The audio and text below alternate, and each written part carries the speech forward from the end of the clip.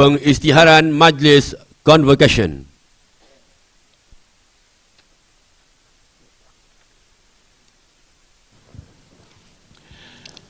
Bismillahirrahmanirrahim. Saya dengan sukacitanya mengisytiharkan Majlis Convocation kali ketiga Sijil Pengajian Awam Syariah dan Sijil Pengajian Awam Usuluddin Jabatan Agama Islam Selangor dibuka dengan rasminya.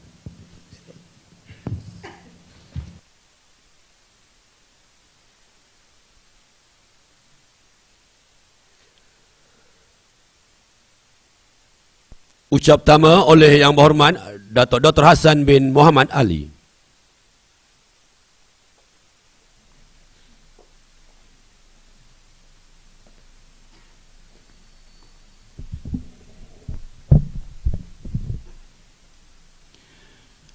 Assalamualaikum warahmatullahi wabarakatuh.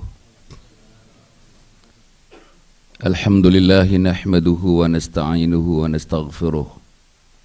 ونعوذ بالله من شرور أنفسنا ومن سيئات أعمالنا من يهده الله فلا مضل له ومن يضلله فلا هادي له أشهد أن لا إله إلا الله وأشهد أن محمدا عبده ورسوله أما بعد.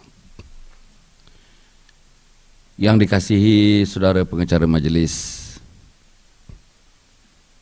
yang berbahagia, yang dikasihi teman seperjuangan saya Al-Fadhil Ustaz Haji Ali Haji Ahmad, Timbalan Pengarah Jabatan Agama Islam Selangor JAIS,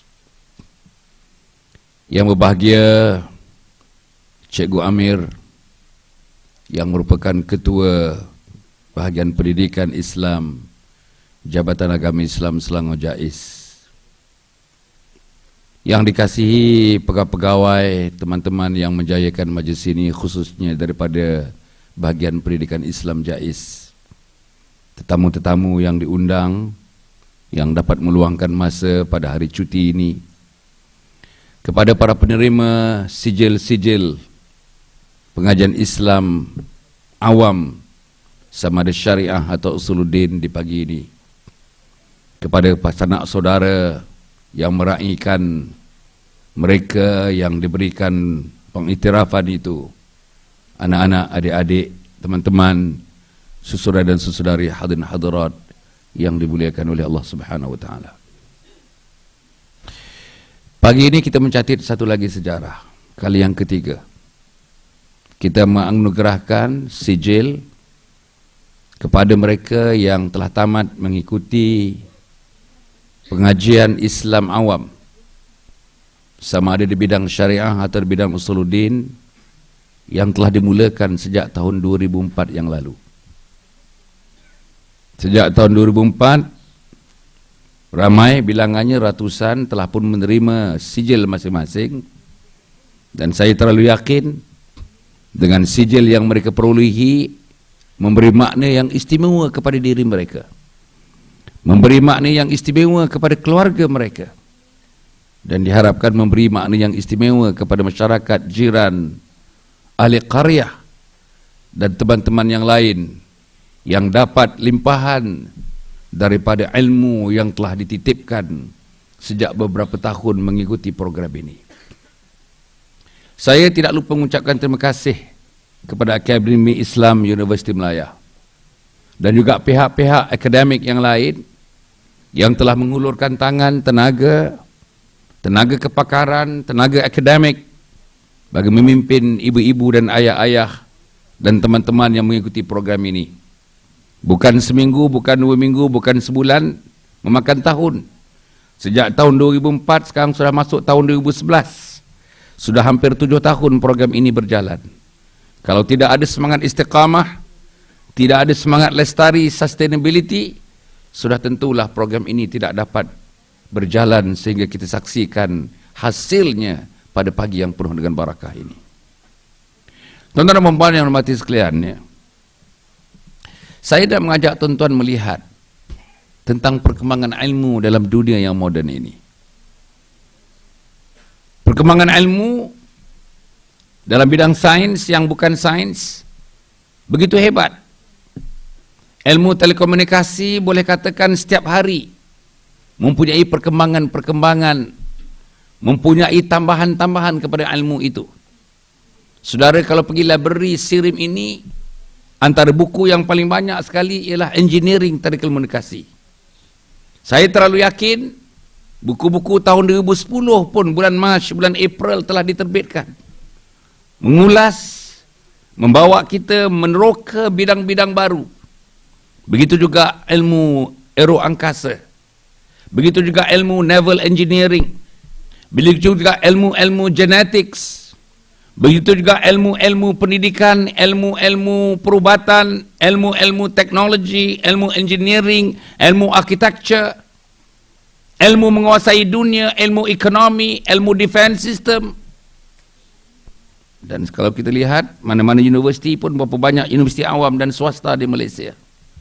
Tumpuannya tidak lain dan tidak bukan seluruh universiti itu adalah untuk memperkembangkan, membangunkan ilmu-ilmu ini.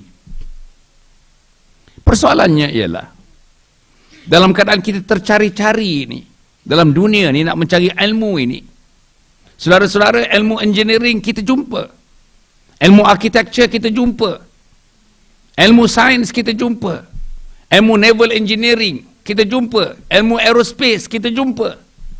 Tetapi ilmu Allah di mana letaknya? Saudara pergi universiti, tidak ada pengajaran Islam sikit pun. Terutamanya universiti swasta.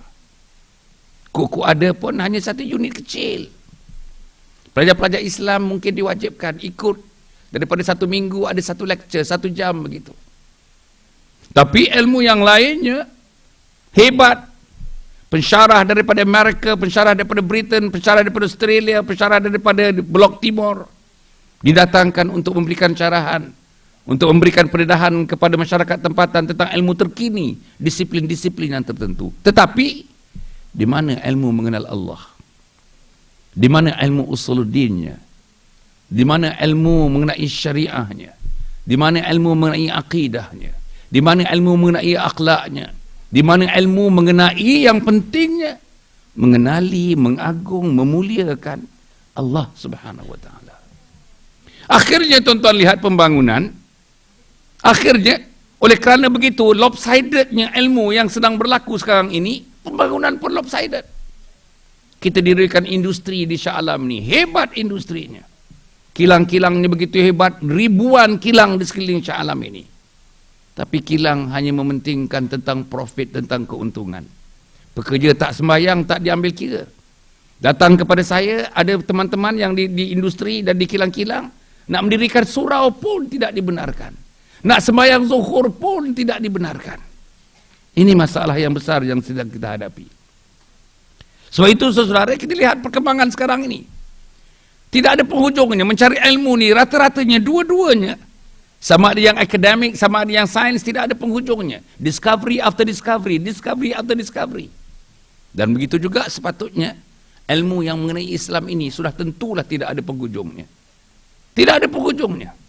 Ilmu mengenai Islam ini makin dikorek makin luas, makin dikorek makin luas, makin dikorek makin luas.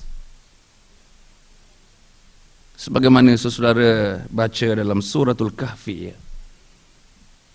Qul law kana al-bahru midadan li kalimati rabbi nalfidal bahru qabla an tanfada kalimatu rabbi walau ji'na bimithlihi madada. Kalau kita ambil air lautan tuan-tuan, ya, dijadikan pena, dijadikan dakwat untuk menulis ilmu-ilmu Allah Subhanahu wa taala, tambah lagi air lautan itu, pasti kita tidak dapat tuliskan apa yang nak dicakup ilmu mengenal Allah, ilmu kebesaran Allah Subhanahu wa taala. Tapi ini yang tak ada. Tak ada.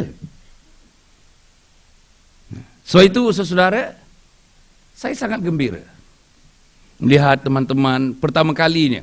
Selalu saya hadir dalam convocation, sama ada budak-budak, sama ada orang muda yang pelajar-pelajar dalam rengkungan 23 tahun. Saya dulu dapat degree pertama 23 tahun. Dapat degree yang kedua dalam 30 tahun. Dapat degree yang ketiga PhD, ketika itu umur saya 38 tahun. Tapi tengok saudara ni, Masya Allah, setengahnya nenek-nenek barangkali. Nah ini dia punya, ini cantik, inilah yang cantiknya. Saya baru-baru ni pergi ke Syria. Pergi dengan Ustaz